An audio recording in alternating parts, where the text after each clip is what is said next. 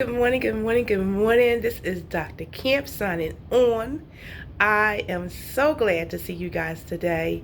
I wanted to share some information with you guys today about apologizing. I have a little cold, so I sound a little stuffy. But I was thinking, how did I get a cold? I got a mask on, but I slept one day with the ear right directly on me, so now I got a cold.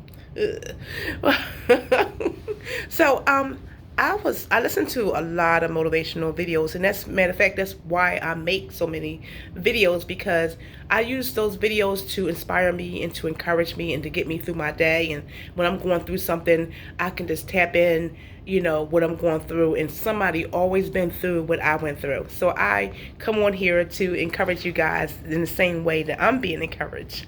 So today I was listening to a couple of YouTubes, and it was talking about apologizing, not directly but indirectly, but that's what I got out of it, about apologizing and how important it is to apologize. And the fact of the matter is that many people do not apologize anymore. I don't know what happened, but people do not say they're sorry anymore. At least in my circle, people are not saying they're sorry, or they're not owning up to doing things to you. And then I had to look at myself. How many times do I apologize? Do I apologize a lot? And then the other factor about apologizing is most people don't tell you when you did something to them. They don't say anything. They just walk away, or they tell somebody else, but they never say anything to you. So you walk around with these broken relationships that you don't even know that you broke, because they never came to you to say, hey, you offended me. Hey, I don't like what you said. I don't like how you treated me. I don't like how you treated somebody that I know. Or, people are not speaking up.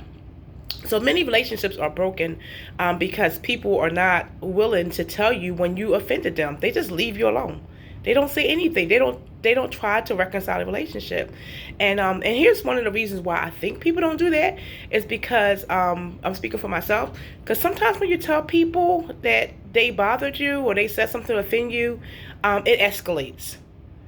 Sometimes there's a denial. Sometimes the person say they didn't do it, or so that's two. And the third thing is people sometimes then they leave you alone because you are calling them on their stuff. So however, if you want to be in a healthy relationship, you have to speak up. You have to say, hey, you offended me. You have to reach out to the person and say, hey, what's going on? I haven't talked to you in a while. Did I do something to offend you? And the other party has to be willing to say, yeah, you did offend me. I don't like your attitude. I don't like how you have been talking to me. I don't like the fact that there's not reciprocity in this relationship. I don't like that. So therefore, I stopped. I just distanced myself for a moment. And is it okay for the person to distance themselves? Well, it depends on the person. Some people distance themselves because they are going to really say something to harm you. So they have to get somebody else's opinion, like, how do I handle this relationship? How do I handle this conversation? Other people distance themselves because they just straight up don't want to deal with you. They that is their defense mechanism. When they get hurt, they run and hide. So and I'm not knocking either one, but I'm saying these are reasons why I have myself been in situations where I may have distanced myself. I used to call myself the runner. I used to run. Like, every time somebody would get on my nerves, I'll give me a new friend. I'll get a new relationship, and I would just literally, be out their life for months. But I still would deal with them, but I wouldn't let them too close to me anymore. And so the problem with that was that I never did tell them that they bother me. So it wasn't the fact that I put them in another seat. I always call it, you got row 1, 2, and 3 seats in my life. Sometimes you on row 1, and then you may do something and you might be on row 3, or on row 5. But the problem I was experiencing was I didn't tell the person that they bothered me. I didn't tell the person that they did anything, which didn't leave them the opportunity to make it right or to defend themselves, because it was an assumption on my part. And then second thing is I really was hurt, but since I did not go to the person and say anything, I didn't allow the relationship to grow. So if you want your relationship to grow, and you want to be friends, have friends. And I love friendship. I had one of my clients ask me the other day, why do you love friendship so much? Because when I was younger, my childhood wasn't like all of us, was a little, iffy. So whenever something happened in my life, I would run to my friend's house. I would go to my girlfriend's houses, and their mothers love me. They took me in as their daughters. Unfortunately, some of the relationships I do not no longer have, but the mothers still love me. But the friendships, they different. We have different relationships now. But I would run to those houses, and they would, they would just embrace me. They were there for me. That was my shelter. That was my refuge. I didn't know God at the time. I didn't have a relationship with God. I just had friends. So that's why I love friendship so much, because that was my refuge. That was where I went when I was in trouble, and they were always there for me. Their parents was always there for me. My girlfriends would always listen to my crazy stories, and they was just always there, and they always understood me. They was like, "Oh my God, what happened? Girl, you better stay the night over here tonight." And I would stay the night, and then when they went on trips, I would go on trips with them. It was just like, so that's why I love friendship so much, and that's why I fight so hard for relationships, because I would love to say I have been the best friend ever. I would love to say I never made any mistakes in my relationships. I would love to be able to claim that, but unfortunately I can't. And that's why I'm on here now, to be able to tell you how important it is to apologize, because at some point I wasn't apologetic, but when I became a believer, I learned to apologize, that how important it was to forgive, and then I was apologizing too much. So I went from not apologizing to apologizing way too much, because people began to use that against me. Like, oh, they knew I was going to apologize, so they would just wait for me to come with my apology, and then they would never apologize back to me. So as I grew in God, my relationship, in my reading, in my maturity, I learned that, hey, you also owe me an apology. This is reciprocity. And you've done things to me. This is the reason why I'm in this place with you right now, because you've offended me. And you never said you were sorry. And as a result, I don't feel like I would like to continue talking to you at the same intimate level. So now you are now in row 3. I can't confide in you because you wounded me, and you're not sorry about it. And in a healthy relationship, we should talk about this. We should examine why you're talking to me like this, why you treat me this way. How come you and then one thing I used to have a problem with, this is crazy right here, but I used to go support people all the time. I like to support people. It's a big deal to me. I'm a big time supporter. I like to support.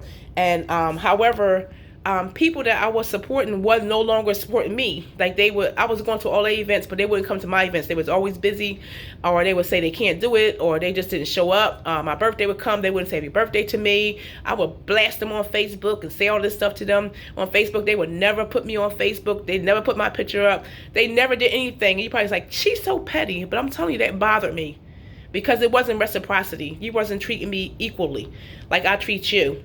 And so I just was like so wounded and hurt about that. And I was like, oh my gosh, they don't love me like I love them. And I learned that it's important to have reciprocity in your relationship. It's important for people to love you the way you want to be loved. It's important for people to respect you the way you respect them. And if they don't get rid of them. Maya Angelou has a quote that I love, and she said, when people show you who they are, believe them. And I added, but don't leave them.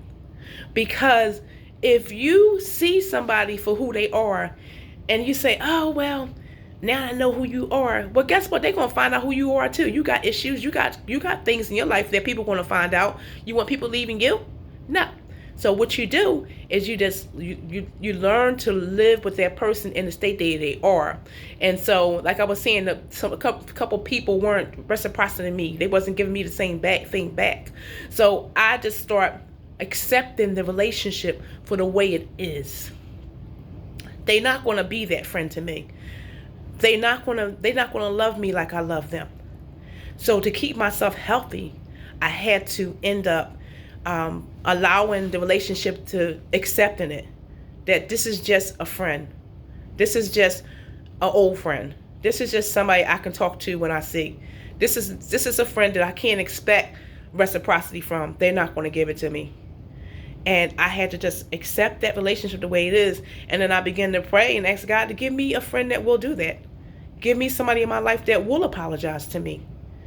Somebody in my life that would care about how I feel. Somebody in my life that does care about not seeing me for a long period of time. How can you not talk to somebody for a months and you call them a friend? You can't. You can't call that person a friend. You call that person an associate. And so I asked God, I told one of my friends, I said, listen, I got a sign out. I'm taking resumes for friendships. I'm taking resumes for friendship because friendships are important to me. And God has been sending people in my life that is treating me equally and that will apologize to me. That care about how I feel, that show up to my events, that if they can't come, they let me know how important it is that they wish they was there, that, that really just yell out how much they care about me, and that's important. So as I'm matured, I stop allowing people to just treat me any kind of way by not apologizing to me, not caring about how I feel, especially after I told you that bothers me and you keep doing it. That's not a friend. You won't even apologize to me. You only see what you think I've done to you. And if I apologize to you about what you said I did, then you should apologize to me, because trust me, you've done things to me too, but you never apologize. So one of the things that I've learned to do is to apologize. And the apology is important. It's humbling. Apology is very humbling. You have to see your own weaknesses. You have to see that you've done something to somebody. And that's not easy. But if you want healthy relationships, then you must apologize to people. Stop leaving relationships. You'll never get anywhere if you keep walking away. I had to learn that. Like I said, I was a runner. I was like, oh, I'm out. I can make another friend. No, you're going to stay in my life, but you made a decision as to where you sit. I didn't. So, apologize. If you have somebody in your life that you owe an apology to, apologize. And they don't apologize back to you for what their part in it, because there's always two parts. Always. When there's an apology, there's more than likely both sides need to apologize. I had one relationship where I apologized to them, and they treated me, when they felt like I did something wrong to them, they treated me so bad. And I let them like an idiot. I did, because it was like in the name of friendship. I was like, they was like saying all kind of nasty stuff to me. Their behavior was unchristian-like. It was not Christian-like. They're Christians. Don't get me wrong. They're Christian. They love the Lord, but they allowed the pain of what they perceived I did to them. And they never told me. They never told me what I did to them. The Lord wound up telling me exactly what I did to them, and I apologized. And after I apologized to the person, then I had to deal with how much they wounded me, with all the stuff they did to me. And I said it to the person. They never apologized. That's not friendship. That's not a relationship that you want to have. You do not want that.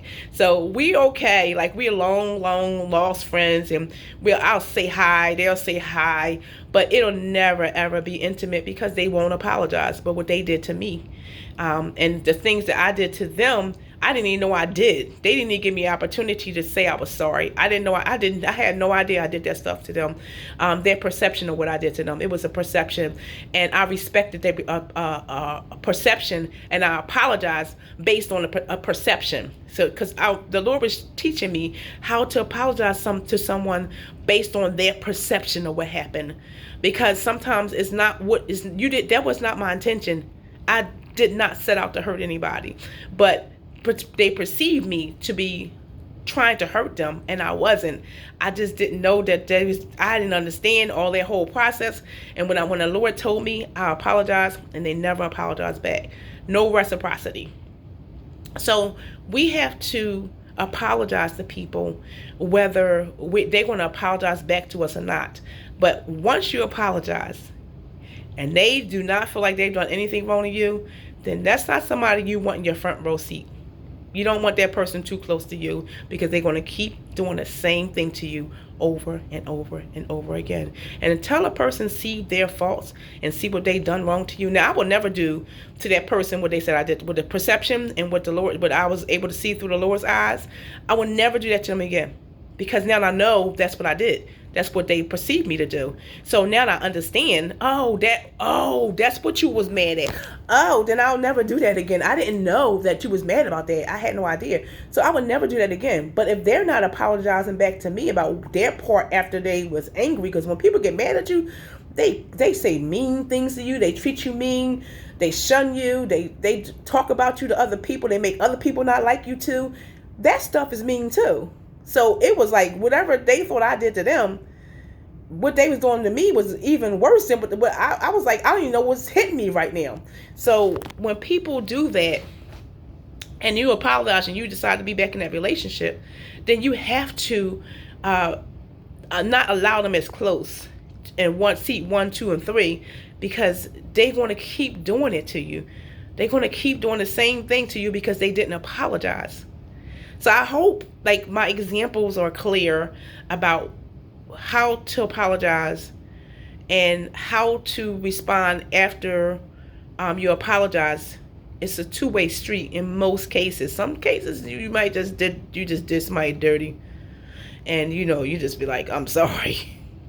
I go do that again. And sometimes it's like that. You just do people just dirty. You're like, dang, I don't believe I did that myself. Then just apologize, move on. Don't do it again. But if it's a two-way street, then you look for reciprocity. If the person is not willing to apologize back to you for the things that they did too, and I had to learn that it is healthy. It is very healthy that both people hold up and become accountable to what happened in that disagreement, in that relationship. If it's not, that is not a relationship. It's not. It's a one-man show. And I had to learn that. And as a result, the Lord has sent, and those people are still in my life. Don't get me wrong. I love them. I love them dearly. I love them. I would never leave those relationships. But I can't, they can't ever be the same. They can't ever be the same. It won't ever be the same in a relationship. But they will always be in my life. Especially because I love them dearly. And I believe they love me too. Sometimes people, my mothers always say, y'all have outgrown each other. And sometimes one person grow and they see things in a different way than the other person grow. They might see something differently. And as a result, the relationship becomes a little out of balance.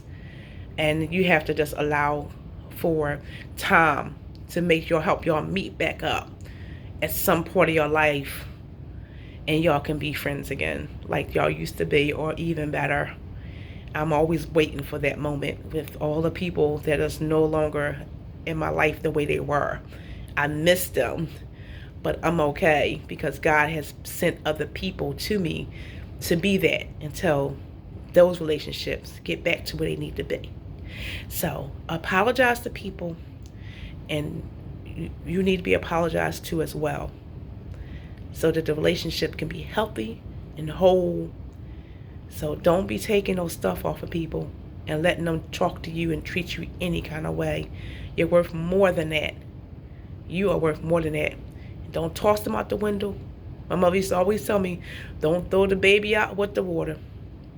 So you got to keep people in your life, because it's just what God would have us to do. It would, God is a God of forgiveness. And if we measure every day how he forgives us, every single day he forgives us, and we do some stuff. Sometimes we don't talk to him enough, we don't pray, we don't read, we don't treat people right, we don't do the things he told us to do that day. And every morning we wake up with new mercies. So how can I hold somebody hostage when God doesn't hold me hostage? And he even says, if you don't forgive, he ain't forgiving you. He said forgive 7 times 70. That's a lot. So apologize. Go out and apologize to somebody today, and be humble. It's not easy apologizing and admitting that you were wrong about something, especially when somebody confronts you and you're like, dang, I did do that. I'm sorry. I'm so sorry. I go, but I feel it when the Lord showed me what I did to what her perception of what I did to her was. I was like, I can see why she's so mad at me if that's what she think I did to her. And my intentions was not that. That was not my heartbeat. I was not thinking I was doing that stuff to her, but the Lord showed me, and I felt bad when He showed me. I was like, I didn't. That's not how. That's not my intention. My heartbeat was not. That was not my heartbeat. So you got to know people's heart towards you too. So apologize, and build those relationships. Build it, because it's nothing better in life to be in a solid, fruitful, productive relationship. And you have to work at it. You have to. One girl was like, well, I know people that they don't never argue. They don't know each other. Because the more you get to know each other, it's going to be some battles, because you're not going to agree on everything. And it's up to you to work it out in the relationship. So apologize. This is Dr. Camp signing off. If you would like to reach me, you can reach me at Begin Again Proverbs 24:16 @gmail.com, and just send me an email saying, hey, I apologized. That's all I need to hear. Hey, I apologize. Put a comment at the bottom of this and just say, hey, I apologize. Because it's going to make the world a better place. It's going to make you a better person. It's going to make that relationship better. Okay? So I hope I said something that will encourage you. I hope a relationship is restored as a result of this. I told you all my stories, things that bother, was just recent stories. These are very recent events. This is a very recent place I'm in of apologizing. I always apologize, but it was either too less, too much, and I found that happy medium, and I wanted to share that with you guys today. So have a blessed day, and go out and apologize and heal some of them relationships. Amen. And God bless you. Oh, and you can visit my website, beginagainllc.net.